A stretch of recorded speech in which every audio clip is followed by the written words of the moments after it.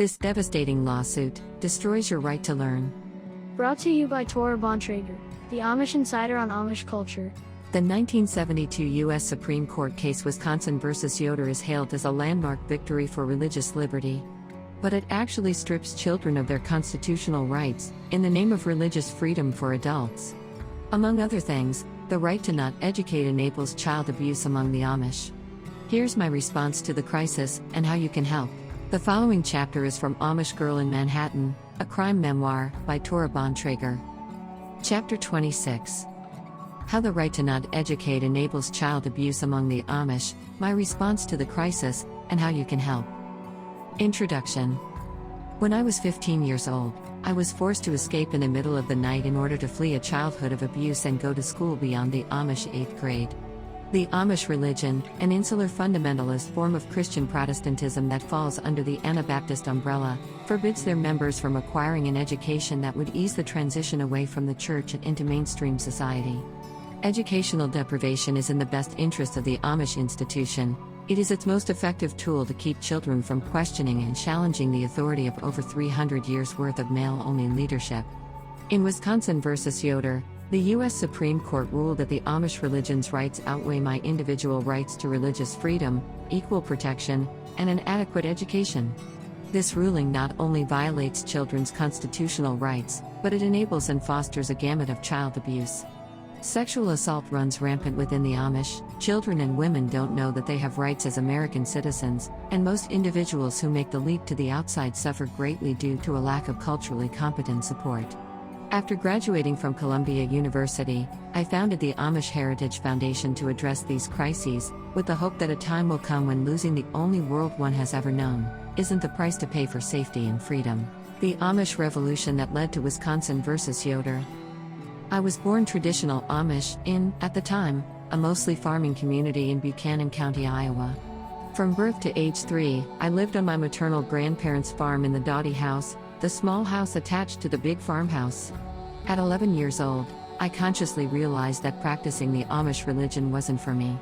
For 4 years I tried to figure out a way to escape from my abusive parents, and the only world I knew, and how to provide for myself before I turned 18. I craved learning and I wanted to go to high school.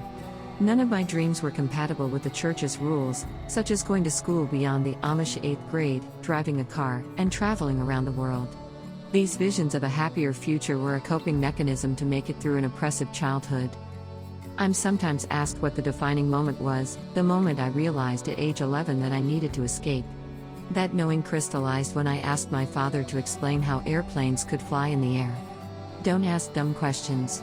One corner of my father's lip curled up. He glared at me and I knew never to ask that question again. I also knew that he didn't know the answer. If he had, he would have told me.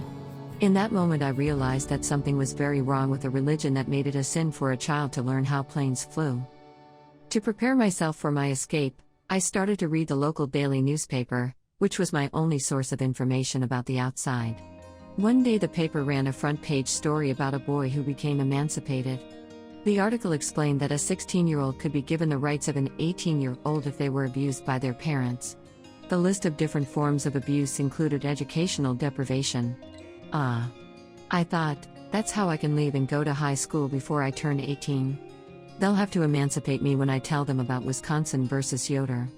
Throughout my childhood, I endured a range of abuse, physical, verbal, emotional, psychological, religious, and sexual, from my parents and other members in the community, but I felt that expressing the desire to go to school would be the path of least resistance toward obtaining my freedom.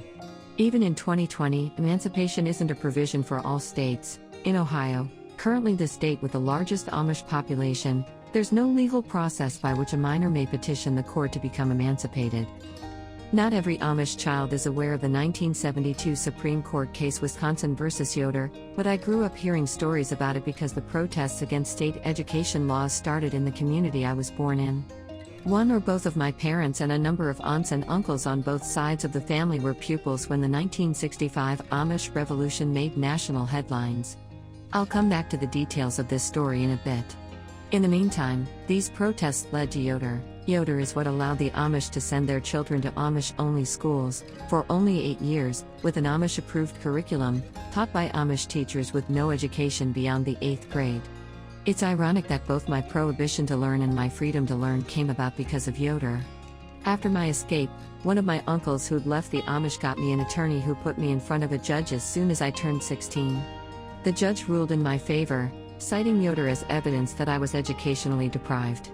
It shouldn't have been legal to emancipate me because Yoder agrees with the church that, simply by virtue of my having been born inside the Amish church, my only future is to remain an Amish housewife inside the church.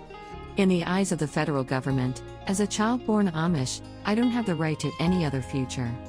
I shouldn't be sharing my story with you, wearing non-Amish clothes, having an Ivy League degree or any degree, and living a life forbidden by the Amish religion and by the federal courts.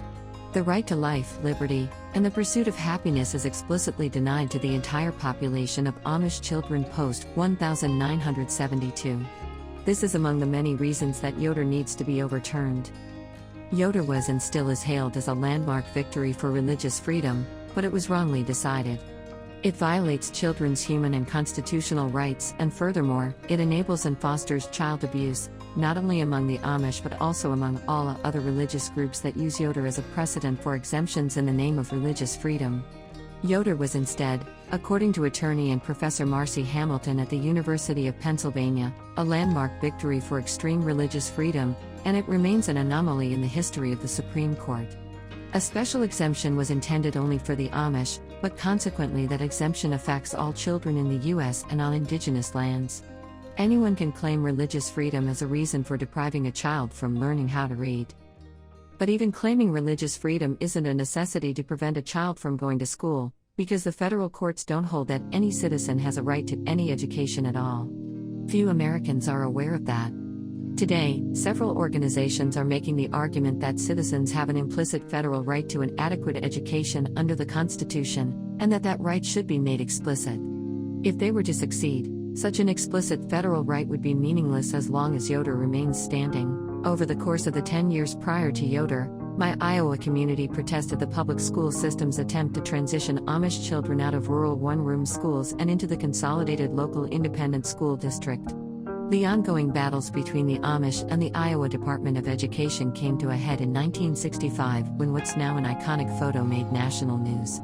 The photo depicted Amish children fleeing to the cornfields to avoid being forced onto a school bus. One of the children in that photo is my uncle. Public school officials in Olwine, Iowa had sent the bus to an Amish-only school, Hickory Grove, expecting to pick up all the children and deliver them to the consolidated school. Having been notified about this plan by the school administrators the day before, some Amish parents stood waiting at Hickory Grove that morning. When the bus arrived and the officials tried to load the children up, one of the parents screamed, "Spring! Spring zu de Welschenfeld! Run! Run to the cornfields." A photographer who'd accompanied the delegation that day snapped the photo that later went viral. Outrage erupted from all parts of the U.S. by those sympathetic to the Amish. That national outcry worked in the Amish's favor. Local and state officials deemed the controversy a public relations nightmare and subsequently let the Amish church educate their children without state-certified teachers. Did you know that American Amish children are legally prohibited from going to school after the 8th grade? For more like this, go to www.torabontrager.com/courses to learn everything you need to know about the Amish.